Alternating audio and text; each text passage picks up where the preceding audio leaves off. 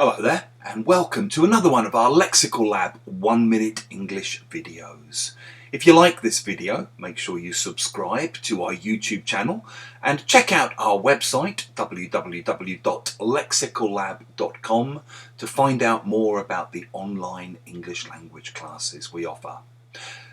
As you may have heard, this week saw the next step in the slow easing of lockdown restrictions here in the UK.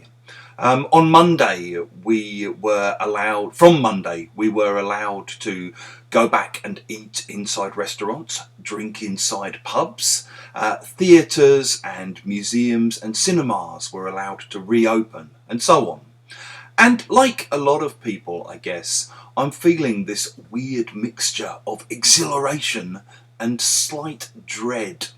The dread comes from the fact that even though the vaccine rollout is going very, very well, we're also seeing the exponential spread of the India variant, which is particularly hitting young people who haven't yet been vaccinated. And many of the leading scientists here have warned against opening up quite as much as we have.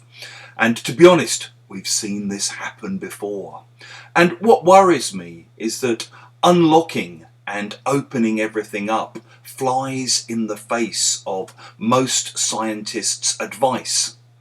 If you say that something flies in the face of something else, you mean that it opposes what seems sensible or logical or normal or what's widely agreed on. In the same way, you might say that this argument flies in the face of common sense, or the people who insist on denying climate change, this kind of climate change denialism flies in the face of all the evidence.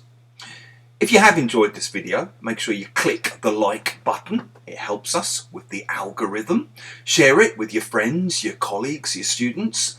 And in the comments section below, feel free to try to give us some examples of decisions or arguments that fly in the face of common sense or all the evidence, etc.